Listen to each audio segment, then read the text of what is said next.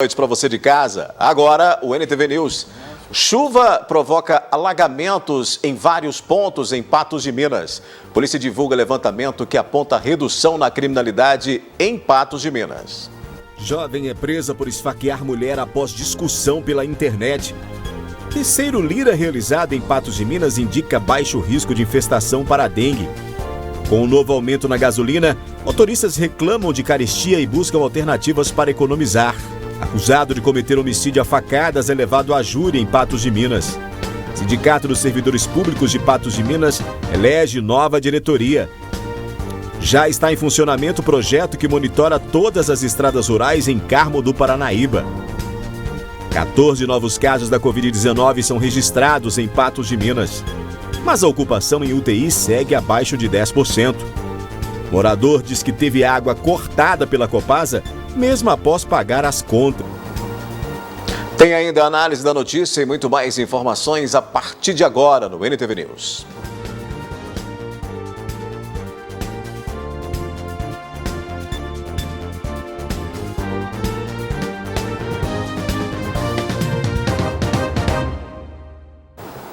Pelo menos 2 pessoas ficaram feridas com golpes de faca na noite passada no bairro Nossa Senhora Aparecida, em Patos de Minas. O repórter Matheus Borges tem os detalhes. Esse fato aconteceu na noite dessa segunda-feira aqui em Patos de Minas, na Travessa Santa Efigênia, no bairro Nossa Senhora Aparecida. 2 pessoas, pelo menos, teriam começado essa discussão que acabou na agressão de 2 pessoas. Segundo as informações, uma mulher de 20 anos teria esfaqueado uma outra mulher de 23 anos nessa localidade. Até que uma pessoa de 45 anos de idade presenciou o fato e acionou a polícia militar. Só que essa testemunha acabou entrando no meio dessa discussão e acabou também ficando ferida. Ao meu lado está o capitão Paulo da Polícia Militar, que vai nos trazer mais informações sobre esse fato. Capitão, já se sabe o motivo dessa agressão? Não foi relatado o motivo pela vítima. Ela só disse aos policiais que estava discutindo via aplicativo WhatsApp com a autora e num dado momento a autora chegou até a sua residência, chamou na porta e ela foi atender e a autora já começou as agressões e efetuando aí alguns golpes de faca que feriram aparentemente leve.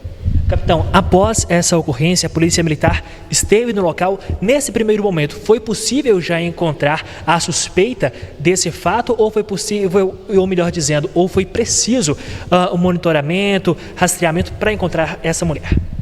Quando a polícia chegou no local, a autora já não estava. O vizinho, que também sofreu lesões na mão por tentar afastar os envolvidos, ela acabou deixando a faca, ele tomou a faca da autora. E aí a autora saiu do local. A viatura chegou, coletou as informações e saiu, prestou atendimento para as vítimas e saiu em patrulhamento para localizar a autora, sendo localizada e presa em flagrante. Capitão, diante disso, qual foi o estado que vocês encontraram essa primeira vítima de 23 anos e a testemunha?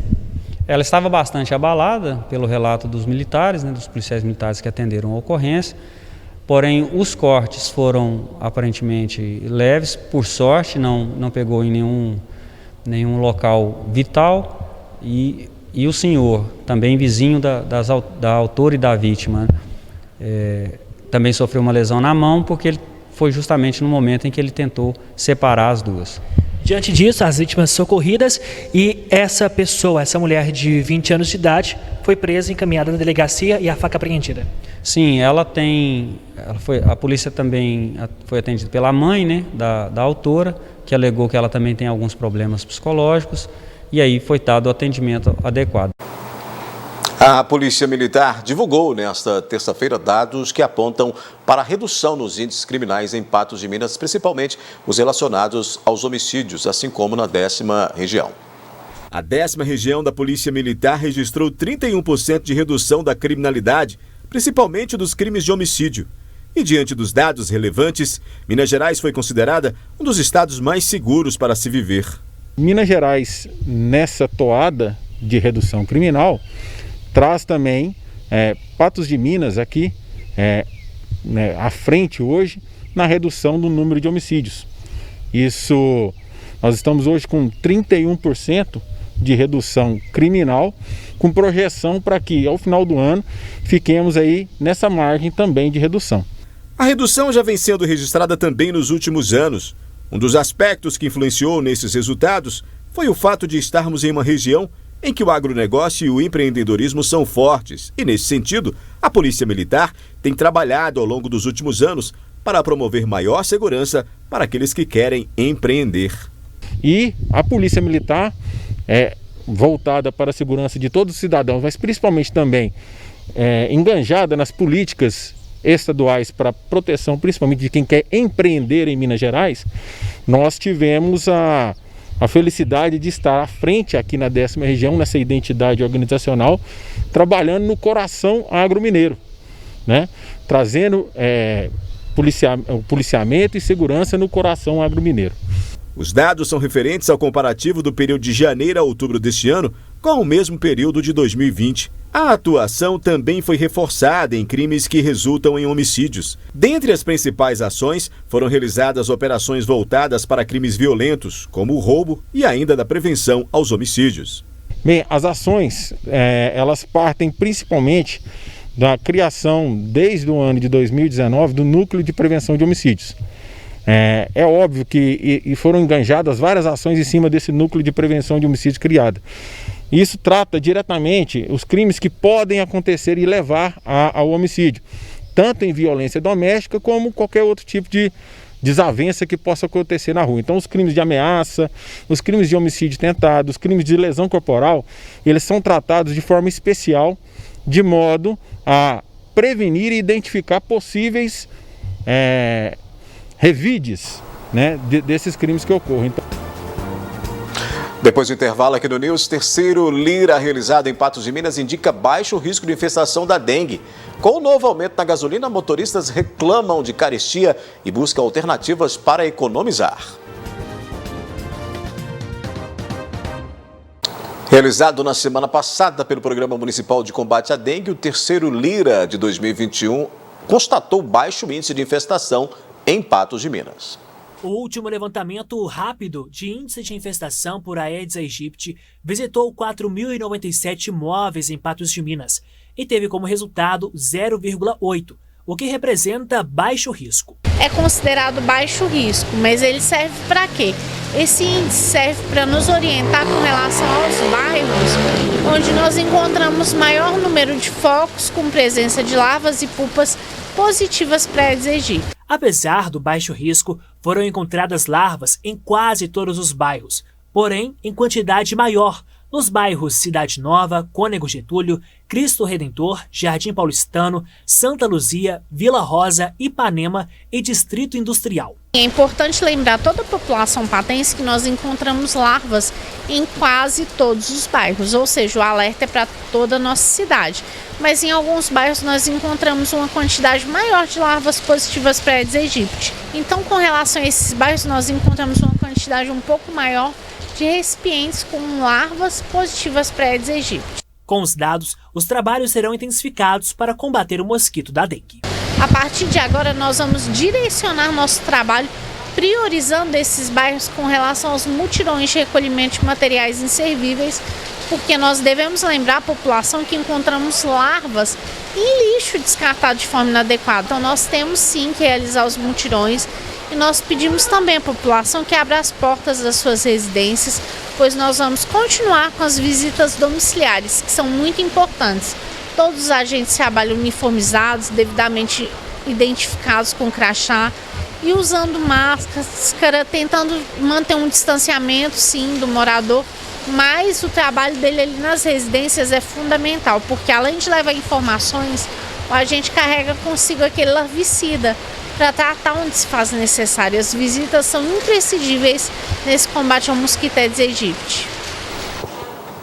Com o novo aumento nos combustíveis que entram em vigor nesta terça-feira, os motoristas ficam de olho nas alternativas que ajudam a evitar aí gastos ainda maiores. A última alta no preço da gasolina foi no dia 11 deste mês. Antes disso, também foi registrada alta no combustível, em 2 de outubro. bem no início do mês. Na época, as notícias contrariaram quem precisava do combustível para resolver seu dia a dia. Tanto no setor alimentício, quanto no combustível, no gás de cozinha, na água, na energia, nós estamos sofrendo esse impacto. E eu vejo também que as pessoas ao meu redor também estão sofrendo esse impacto. Então, o meu meio de transporte atualmente é uma moto, né? Apesar de ser mais barato do que um carro, mesmo assim eu senti o impacto. Eu estou vendo que cada vez que eu vou abastecer, o preço está maior e está afetando realmente as nossas vidas, né? Não, isso aí é uma pouca vergonha. R$6,70, não, isso é um absurdo. Nossa, extremamente assim, exorbitante. O brasileiro, considerando o salário ele tem que garantir os direitos fundamentais. Com o salário que nós temos, um salário aí, como é que nós vamos ter pelo menos o que é a dignidade do ser humano, que são os direitos fundamentais? Agora imagina o combustível, está totalmente fora da realidade do salário que nós temos aí, nosso salário, nossa realidade aí no Brasil. Aí tá ruim demais esse aumento, né? Que vai ficando só mais difícil as coisas, né? Deve gastar uns R$200 de gasolina por mês só aqui dentro da cidade, né? Agora, a Petrobras anunciou um novo reajuste no preço da gasolina e do diesel para a distribuidora. Os novos valores passaram a vigorar nesta terça-feira. Com o reajuste, o preço médio de venda da gasolina passará de R$ 2,98 para R$ 3,19, reajuste médio de 21 centavos. É alta de 7,4%. Já o litro do diesel passará de R$ 3,06 para R$ 13,34, refletindo um reajuste médio de 28 centavos, alta de 9,15%. Paula, a Petrobras reajustou a gasolina hoje de manhã em 7% e o óleo diesel em 9%. A justificativa do presidente da Petrobras é porque, como o custo de produção está aumentando muito e para não ter um desabastecimento do país, então eles precisaram fazer esse reajuste nos preços. As mudanças de valores ainda é instável e numa mesma semana pode haver novos reajustes.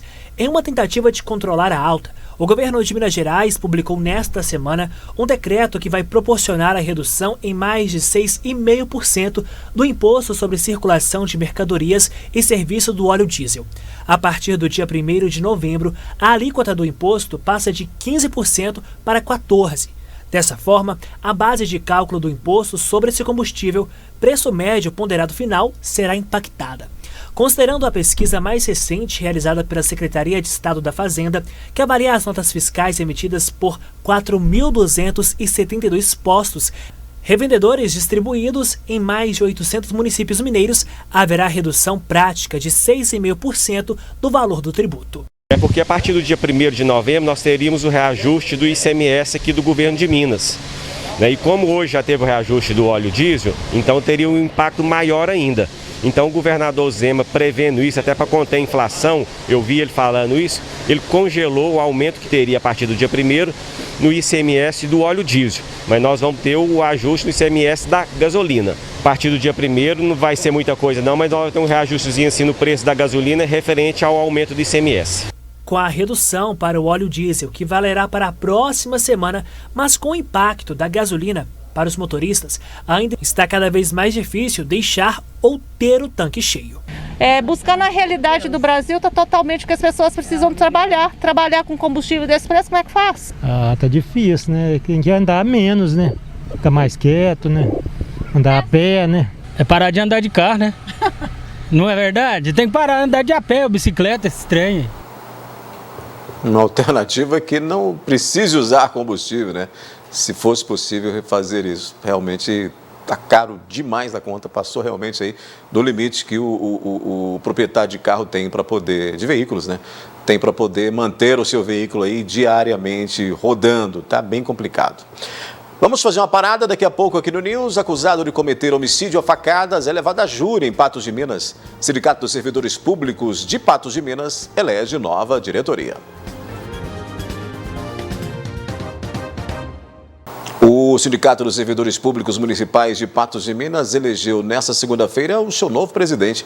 A chapa presidida por Fabiano de Castro foi a vencedora e comandará o Sintrasp pelos próximos 3 anos. A apuração dos votos aconteceu na sede da Ordem dos Advogados do Brasil em Patos de Minas e teve início às 17 horas. A expectativa para o resultado estava alta e contou com a concentração de membros das chapas na porta do prédio da OAB. A eleição iniciou às 7 horas da manhã, nós tivemos 11 urnas, 4 urnas foram fixas, as demais elas foram itinerantes, e às 5 horas foi o encerramento das eleições, e quando vieram aqui para a sede da OAB, e foi recebido pelos advogados, foram 3 advogados fazendo parte da comissão. Com mais de 3 horas de duração, o pleito foi acirrado e contou até com a recontagem dos votos a pedido de uma das chapas que disputavam a diretoria. Foram analisadas todas as urnas, todos os votos nulos, analisadas todas as pendências, e nós tivemos aí a chapa número 2 do Fabiano de Castro como vencedor com diferença de 40 votos. A chapa 1 ficou 238 votos e a chapa 2, 278 votos. A chapa 1 era formada pelo vereador William Campos e pelo vice Sandro. Já a vencedora, chapa 2, era formada por Fabiano de Castro e pela vice Giane. Dos 521 votos válidos, 5 foram anulados, mas nenhum eleitor votou em branco. Eleito presidente do Sintrasp, Fabiano de Castro falou sobre a expectativa de assumir em dezembro a gestão pelo próximo triênio. É a melhor possível, porque foi um trabalho árduo, mas de grande valia. Os meus amigos da chapa também batalharam bastante. A gente foi demonstrando para todos que é uma família, que tudo é bom, é em prol do servidor, não tem nada individual, sempre foi para todos. Fabiano atenta para o fato de que apenas 1/3 dos servidores públicos municipais são filiados ao Sintrasp e que a união é importante para o fortalecimento e benefício de todos. A importância do Sintrasp é para unir os servidores, que hoje também nós somos quase 4.000 funcionários e tem só 1.200 e poucos filiados. Eu queria deixar bem claro para os nossos colegas servidores que deveriam se filiar, sim, não só pelo clube, mas sim pela uma gestão geral do Sintrasp, não do clube, do Sintrasp, para todo mundo. Porque quando aumenta um salário, não aumenta para um, aumenta para todos. E a gente precisa disso aí, de união, para a gente conseguir melhorias para todos. Em instantes aqui no News tem a análise da notícia. Nós vamos falar ao vivo sobre o projeto que monitora estradas rurais em Carmo do Paranaíba. Já está em funcionamento o programa Campo Seguro, criado para monitorar todas as estradas rurais no município de Carmo do Paranaíba com câmeras de segurança. Para falar sobre esse assunto, aqui na bancada do NTV News, juntamente com o jornalista e apresentador Gui Boaventura, nós estamos recebendo o vereador Júlio César Moraes Gontijo, que veio hoje para poder bater papo com a gente, para a gente poder falar desse assunto e de outros mais ligados, inclusive a segurança pública, que isso aí vai ajudar imensamente. Boa noite, vereador.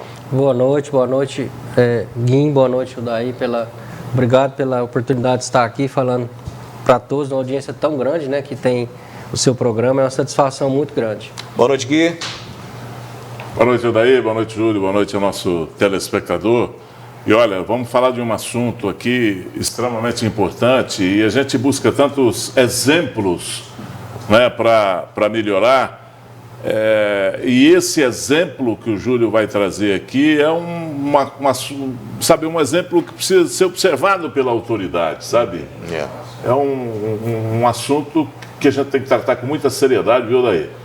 E esperando que dentre os nossos telespectadores tenham daqui autoridades da Câmara, da Prefeitura, prestando atenção, porque é isso que ele vai contar aqui, que nós pedimos o tempo inteiro para a parte de Minas. Vereador, aí nós temos um projeto, a gente sabe que é um projeto de monitoramento, né? E com diversas câmeras que já está em funcionamento, né? Primeiro, como é que surgiu esse entendimento? Porque a gente sabe da dificuldade que quem mora no meio rural tem diante da criminalidade pela distância com os meios urbanos, com os atendimentos da polícia e das forças de segurança. Como é que surgiu essa ideia? Eu sei que foi aí em conjunto com a Polícia Militar, né? Sim, claro. Em 2017, eu tentei apresentar um projeto de segurança para o... Qual câmara que eu vou? Nessa aqui. Tá. Projeto de segurança para o homem do campo.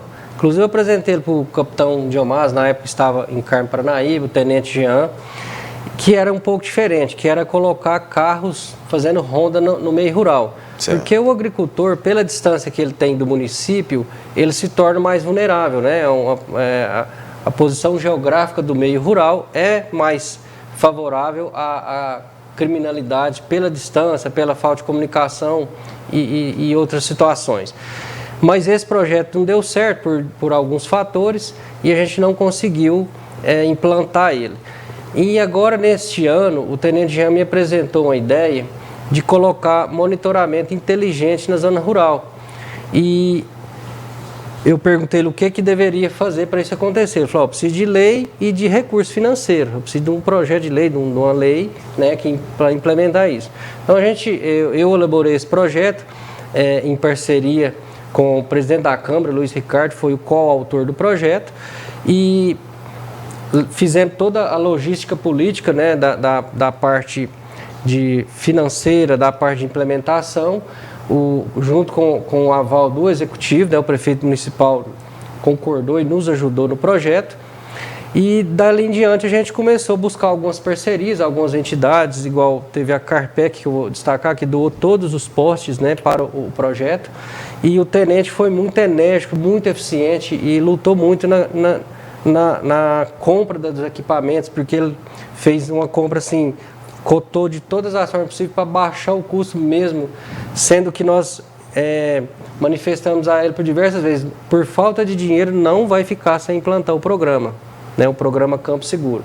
O senhor pode fazer o trabalho do senhor aí, né, da PM, que nós, se precisar mais um pouco de recursos, nós garantimos. Mas mesmo assim ele fez um trabalho extraordinário no sentido de, no zelo com o recurso público. Foi um projeto que eu não tenho o valor total, porque teve algumas entidades que ajudaram, né? Mas assim, da Câmara foi 240 mil, ele vai fechar em torno de 300 e poucos mil reais. Esses 240 mil é dinheiro da Câmara, né? Aquele que, ao invés de devolver para a Prefeitura, aplica em algo útil para a comunidade. Isso, esse dinheiro é um recurso que a Câmara tem, que é o dinheiro da Câmara, do Legislativo, que se ela não gastar no final do ano, ela tem que devolver para o município, para o Executivo. E a gente prefere que, né, sugerir, opinar, indicar esse recurso, né, que está lá na Câmara, que seja empregado em algumas ações significativas, importantes, que venha de interesse público, né, de ajudar a sociedade. Então, dessa forma, esse foi assim. O recurso do Campo Seguro foi que o Legislativo antecipou a devolução para o Executivo, né, o prefeito concordou e aplicou esse recurso no CONCEP, que é o Conselho Municipal de Segurança Pública. Tem um conselho municipal que, inclusive, o nosso Dr. Denis, nosso juiz, que faz parte do conselho, ele cuida dessa parte financeira do conselho, é um dos que cuidam. Então, assim, é tudo com muito zelo, com muita responsabilidade, sabe?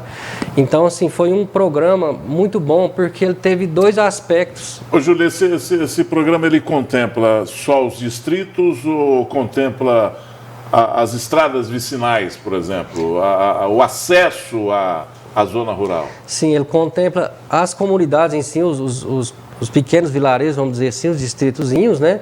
E também ele contempla todas as estradas rurais, as passagens vicinais, as ligações de comunidade para comunidade, ligações de travessia de um município para outras, fronteiras de município, melhor dizendo, ele está sendo todo monitorado.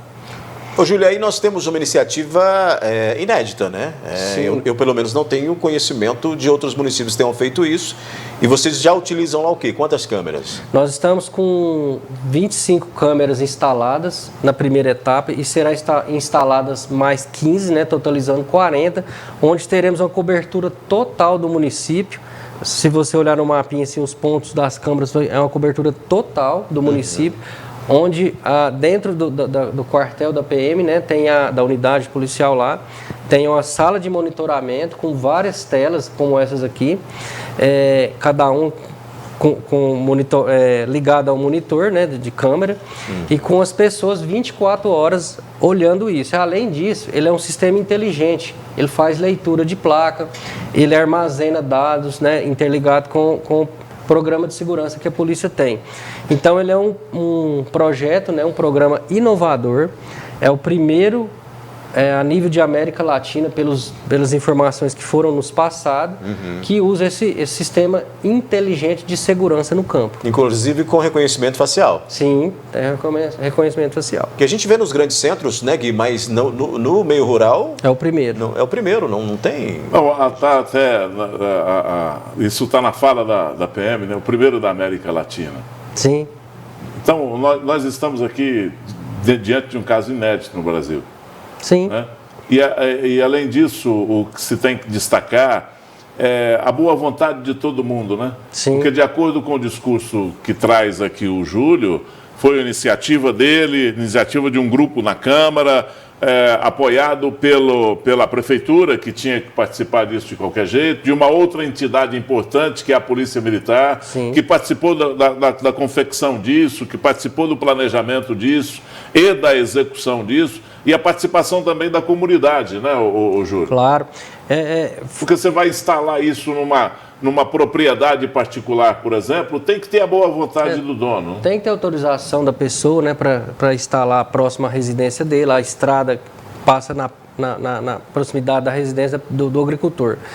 Mas assim, o que eu destaco é porque todo mundo abraçou o projeto com muita boa vontade. Uma adesão total, né? E a velocidade dele. É impressionante a velocidade que nós conseguimos tramitar o projeto. A sanção do prefeito foi rápida, a aplicação do recurso, a aquisição dos equipamentos e a instalação. Foi uma velocidade impressionante. Já está funcionando? Está funcionando. Já teve algum resultado disso? Já teve dois crimes que aconteceu de furto, né? E a polícia identificou as pessoas estão presas já. Até porque o meio rural é rota de fuga, né? Sim. Ou era, né? Já que agora nós temos esse monitoramento. E aí você, na época, teve algum tipo de dificuldade? Você está falando de uma adesão geral, mas na Câmara foi total a Foi adesão? Tranquilo, bem lembrado. Nós temos vários segmentos, facções na Câmara. Né? As câmaras são formadas, câmaras legislativas geralmente são formadas, né, claro, por blocos políticos, né? E a nossa não é diferente. Só porque nesse projeto foi unânime o apoio de todos os vereadores. O presidente abraçou naquele primeiro momento, que a gente destaca o presidente porque é ele que dirige a casa, né, legislativa, e ele que dá a ordem da questão financeira. Então, quando a gente procurou ele, eu falei para ele sobre a questão financeira, ele colocou-se à disposição com entusiasmo do projeto. Por isso eu convidei ele a assinar o projeto comigo, e a mesa diretora também teve um trabalho muito importante nesse projeto e a aprovação de todos os vereadores. Então, assim, foi muito bom, e o executivo, a gente tem que ressaltar que ele sancionou numa velocidade muito boa também o projeto, e deu certo. Onde é uma coisa positiva e a vaidade política, as divergências são deixadas de lado, os resultados aparecem com mais eficiência, né? Ou seja, nós temos aí todo o meio rural, os principais vias do meio rural monitoradas neste momento. Acredito eu, né, Gui? Porque aí nós temos aí uma movimentação, uma iniciativa que inclusive deve inspirar outros municípios, sim, né? Sim. Uma vez que está dando certo em Carmo do Paranaíba. para que inspire o nosso. Inspirar principalmente Patos de Minas. Principalmente Patos de Minas. Né? Algumas... Nós temos problemas sérios aqui com a criminalidade na zona rural, e esse sistema, depois de implantado, eu acredito que a operacionalidade dele, ela é mais eficiente e é menos custosa do que a patrulha rural. Sim. Muito mais, é um sistema muito barato, inclusive o que a gente está já prevendo para o orçamento para a manutenção do programa são R$26 mil anuais, a manutenção do programa. Muito bem, muito barato, né? É muito barato. R$26 mil por ano. Tem uma grande dificuldade para poder manter. R$2 mil por mês? Olha, a gente tem aí então essa notícia boa que o Júlio César traz para a gente aí lá do Carmo do Paranaíba, com o monitoramento já em funcionamento, né, de todo o meio rural ali, das estradas rurais principais ali de Carmo do Paranaíba. Parabéns pela iniciativa, né? Parabéns a todos que aderiram. Muito obrigado por você ter vindo aqui hoje no News trazer essa informação para a gente, viu, Júlio? Eu que agradeço a oportunidade de estar aqui falando, né? Eu sei da audiência que o programa tem, Carmo do Paranaíba, né? Sempre está ligado, atento às notícias, e a gente se sente feliz, né, por ter contribuído, participado de um projeto que deu certo, que vai ajudar nossos representados, nossos agricultores, né, e onde teve uma unanimidade, porque nem sempre acontece.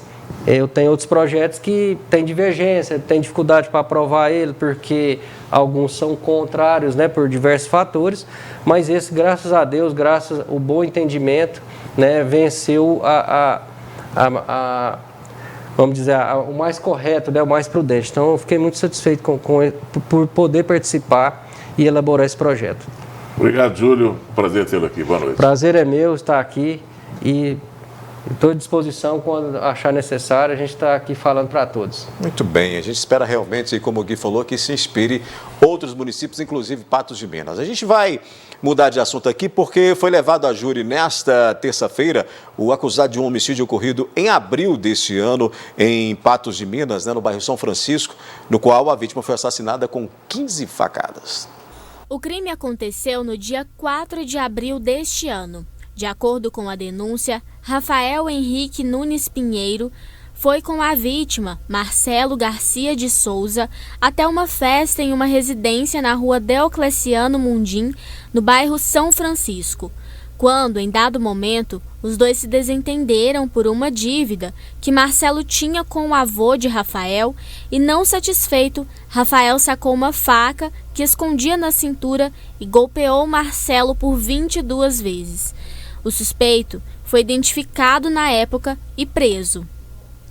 Após esse primeiro contato, os militares começaram a colher informações de testemunhas, né, de moradores da residência, né, que levaram um suspeito, né, um indivíduo aí de cores clara, né, branca, né, e no final da tarde, né, já após o almoço, né, os militares, com mais informações que foram colhidas durante o dia, né, troca de informações entre militares, localizaram esse indivíduo, né, numa residência no Jardim Panorama. Nesta terça-feira, Rafael Nunes foi a julgamento, acusado de homicídio pelas qualificadoras de motivo fútil em decorrência da dívida, por meio cruel, pela forma como o crime aconteceu e ainda por recurso que dificultou a defesa da vítima, que foi pega de surpresa e não teve para onde escapar. A defesa trabalhou para que fossem anuladas as qualificadoras e o réu, que é confesso, fosse julgado por homicídio simples. A gente trabalhou no sentido de tentar demonstrar para os jurados que nenhuma das qualificadoras do processo se sustentavam pelas provas técnicas que foram apresentadas. E, diante disso, os jurados acataram a tese da defesa e decotaram todas as 3 qualificadoras e ele acabou sendo condenado por homicídio simples. A polícia, quando estava nas buscas para localizar o autor, esteve na casa dele e localizou uma arma. Ele confessou que era o proprietário da arma e foi condenado por essa posse também. Rafael Henrique Nunes Pinheiro foi condenado por homicídio simples e ainda por posse ilegal de arma de fogo. Considerando a regra prevista no artigo 69 do Código Penal, somando-se as penas impostas ao réu, concretizo-as em 9 anos a serem cumpridos inicialmente em regime fechado, já que o acusado é reincidente em crime doloso. Considerando que as penas aplicadas aos crimes precitados são distintas, determino seja cumprida primeiramente a pena de reclusão. Quanto ao direito de recorrer em liberdade, considerando inalteradas as circunstâncias que justificaram sua custódia cautelar, não lhe concedo o direito de recorrer da sentença em liberdade. Ele já estava cumprindo parte da pena, né? 8 anos aí já passa para o regime fechado, inicialmente fechado, apesar do homicídio ser simples, então a regra é um pouco mais branda para a progressão do regime, mas ele vai cumprir inicialmente fechado. Ele pegou 8 anos de homicídio simples, que vai de 6 a 20, né? E como ele é reincidente em crime violento, a pena é aumentada um pouco. Ficou consolidado em 8 anos de reclusão e 1 de detenção. A seguir aqui no News, 14 novos casos de Covid-19 são registrados em Patos de Minas, mas a ocupação hospitalar segue em 10%, né? Abaixo de 10% aí nas UTIs. O morador diz que teve água cortada pela Copasa mesmo após pagar as contas. Você vai ver também que chuva provoca alagamentos em vários pontos em Patos de Minas.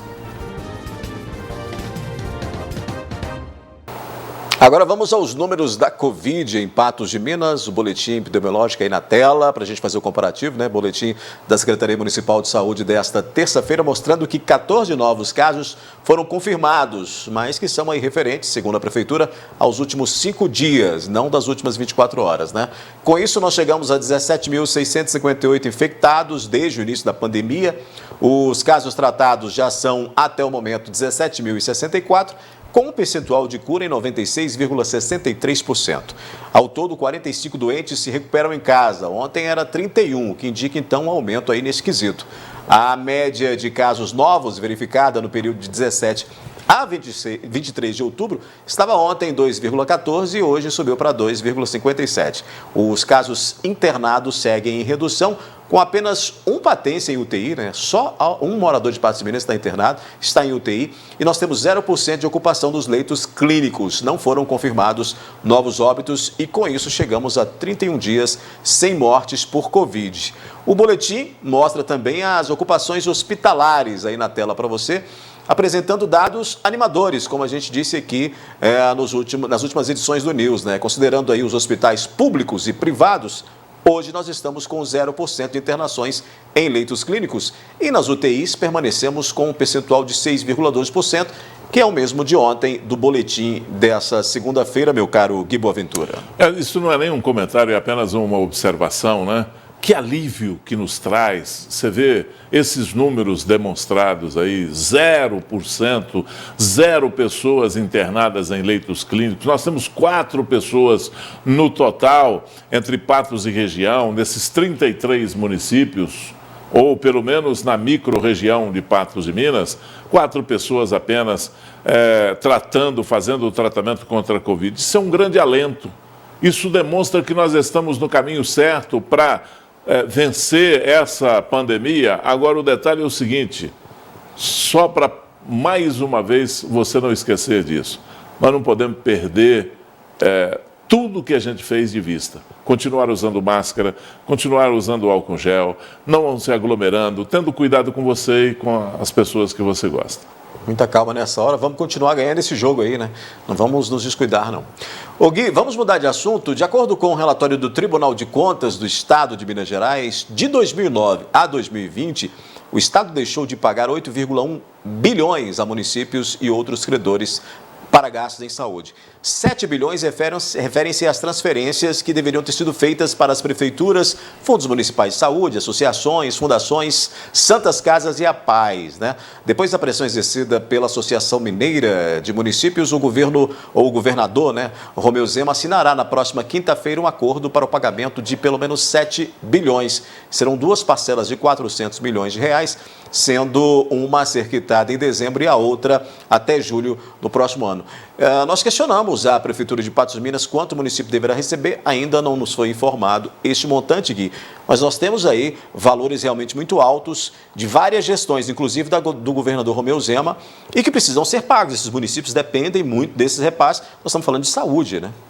Não, e aí a dívida consagrada, né? Sim. Não tem, é dinheiro para o município. E eu não quero saber de quanto deve para outros municípios do estado, eu quero saber da nossa região, os municípios da nossa região. Esses têm que ser pagos, né? E aí tem que aproveitar o embalo, os prefeitos, os vereadores, né? Os deputados agora, porque estamos às vésperas de um ano eleitoral, para pressionar o próprio governador, para que isso seja feito realmente e para que seja feito um compromisso que seja a médio e a longo prazo, né, que contemple um pagamento a curto, um a médio e outro a longo prazo, porque senão isso vai se perder com a história e aí não se sabe o que outros governadores que entrarão por aí, que chegarão no comando do Estado de Minas Gerais, vão pensar a respeito dessa dívida.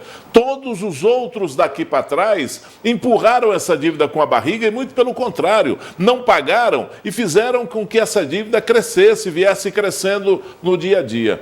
Então é hora, sabe, de colocar um ponto final nisso, pelo menos dar a legalidade a essa dívida e falar, olha, vamos pagar.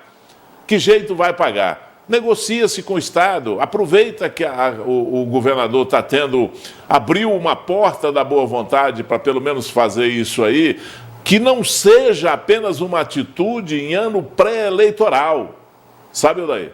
É preciso que isso seja realmente feito de forma técnica, para que Patos, por exemplo, receba o seu quinhão, e os outros municípios da nossa região, Lagoa, Carmo, Varjão, Presidente Olegário, Lagamar, Vazante, Lagoa Grande, todas essas cidades aqui da nossa região, que eles recebam o seu quinhão e que tenham essa dívida documentada na mão com prazo negociado para pagar. É extremamente importante isso, porque senão vai virar apenas uma atitude eleitoreira em ano pré-eleitoral. Até porque 50% dessa dívida é deste governo, viu, Gui? Os dados mostram aqui que nos anos de 2019 a 2020, o governo Romeu Zema, encontram-se maiores valores devidos de 4,3 bilhões. Então, o governador realmente tem que cumprir aí o seu dever e pagar. É porque o Estado aproveitou, inclusive, esse repasse que veio direto da União para cobrir as dívidas ou o custo da operacionalização no combate à Covid-19 e deixou de pagar esse dinheiro, deixou de repassar esse dinheiro, que é dinheiro do município, sabe? Então, esse governo hoje deve em torno de 4 bilhões, um pouco mais de 4 bilhões. Um pouco mais de 4 bilhões, quer dizer, é a maior parte, é mais da metade dessa dívida total do governo do Estado com o município, foi criada pelo próprio governo Zema. Então, eu acho que isso até vergonha dessa situação, que ele levanta o dedo e fala, atenção, vamos pagar. Timidamente, mas fala, atenção, vamos pagar. É hora de botar isso no papel, negociar uma maneira permanente para que esse pagamento seja realmente feito.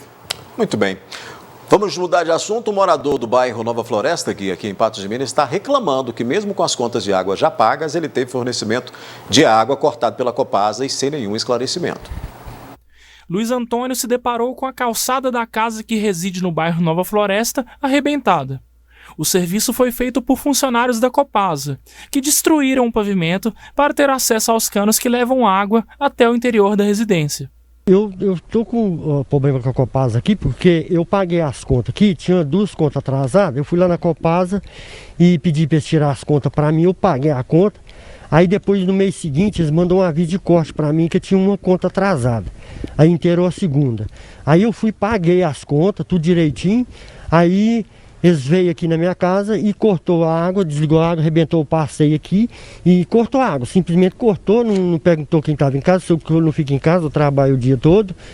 Aí vieram aqui, arrebentaram o passeio com as contas pagas e cortaram a minha água aqui, ó. Como o registro fica na parte de dentro da casa, os funcionários da Copasa simplesmente destruíram a calçada para efetuar o corte da água. Segundo Luiz Antônio, que preferiu não aparecer na reportagem, esta é a segunda vez em que isso ocorre. Não, é a segunda vez. Da outra vez eles arrebentou, arrumou uma maior barreira aqui na porta do vizinho aqui, lama para todo lado, ficou uma sujeira danada aqui, ó. Eu cheguei aqui e um constrangimento, né? Uma vergonha, né? Porque as contas estavam pagas, né? E eles aí fez isso. Aí é ruim, porque eu trabalho, né? Eu trabalho o dia todo, aí eu moro sozinho. Aí, como se diz, as contas estão atrasadas, tudo bem cortar, né? Não no meio-fio, no registro. Mas agora, igual tá, as contas pagas, eles aí cortou no passeio aqui, arrebentou meu passeio, já é a segunda vez que eles fazem isso. Isso aí é constrangimento pra gente, né? É ruim, né? Ele agora pede que a situação seja resolvida, pois já estava com todas as contas pagas antes que o serviço fosse cortado pela companhia de saneamento.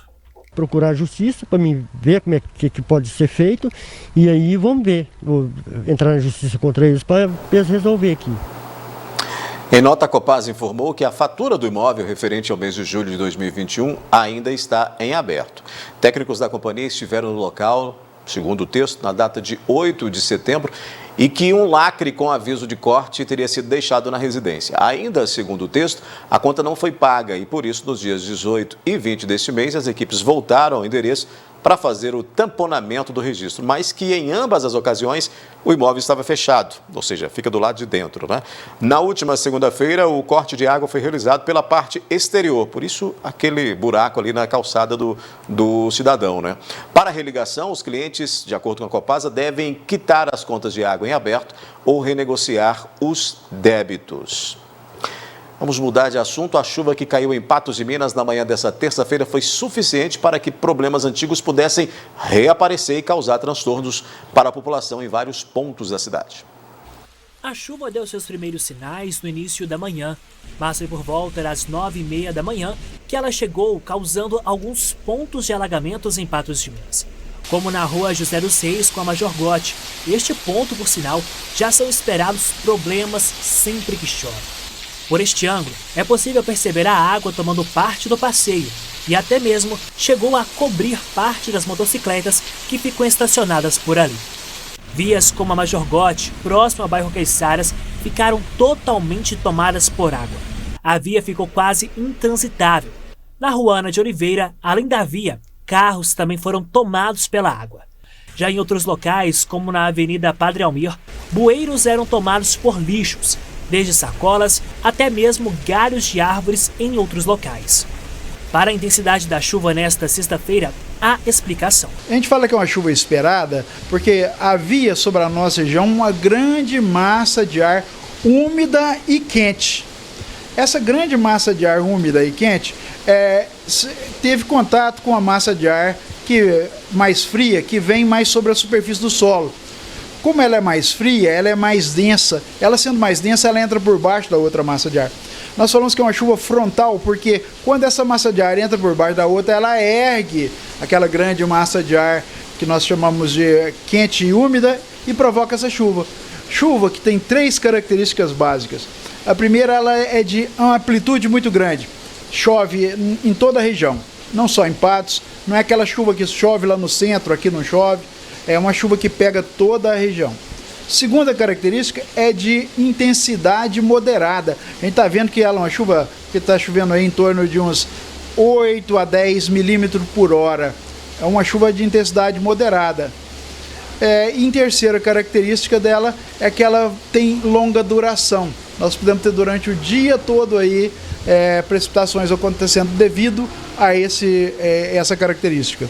Segundo o professor climatologista Adalberto Vieira, hoje a região e Patos de Minas estão em zona de convergência. A umidade que cai do céu, essa chuva, essa precipitação, ela não foi gerada quando ela é de jeito aqui na nossa região. Boa parte dessa umidade ela vem da floresta equatorial, que por sua vez é abastecida pelo Oceano Atlântico. Nós temos a planície equatorial, ali a planície amazônica, que a entrada de massa de ar úmida é muito comum.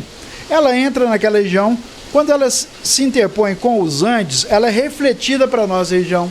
E é o que está acontecendo nesse momento, e graças a Deus chegou aí com uma certa frequência, né, uma certa regularidade, que é o que nós esperamos, sim. Sabendo disso, pode-se esperar mais chuvas até o início de novembro. Depois vem a trégua, mas não para por aí. Na sequência, mais chuva deve chegar até a cidade. Graças a Deus nós temos aí uma previsão que até o início de novembro nós podemos ter chuvas quase que todos os dias. No início de novembro também nós vamos ter aí lá para o dia 4 mais ou menos chuvas, mas depois nós devemos ter uma semana mais ou menos sem chuva, o que também não é ruim. Porque nós temos que ver a condição de plantio, a safra está em pleno vapor agora. Então nós precisamos de alguns dias também para que isso se desenvolva. E depois nós temos aí a entrada do período chuvoso com a regularidade estabelecida.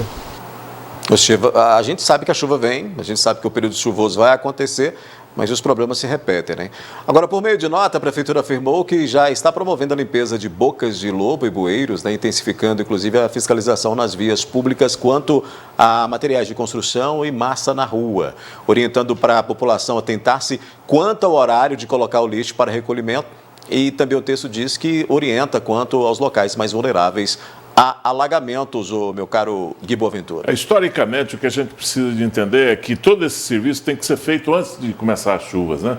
Desentupimento de bueiros, de boca de lobo e etc. Isso não pode ser feito, olha, começou as chuvas, começaram as inundações, esperar acontecer. E a gente precisa estar atento para questionar a solução dos problemas. Problemas quais são? Problemas que foram resolvidos e que ainda resta alguma coisa para fazer, como na Jaime Ramos, problema da Ana de Oliveira, que é um problema seríssimo, num local extremamente importante, que é do lado de um hospital, está ali prejudicando a entrada e a saída de um hospital, de um shopping center, sabe, é uma área comercial muito importante, de uma ligação de vias importantes da nossa cidade, Fátima Porto e etc. Isso precisa ser questionado a ligação dessas redes pluviais lá do alto da cidade que ainda não terminaram. Muito bem.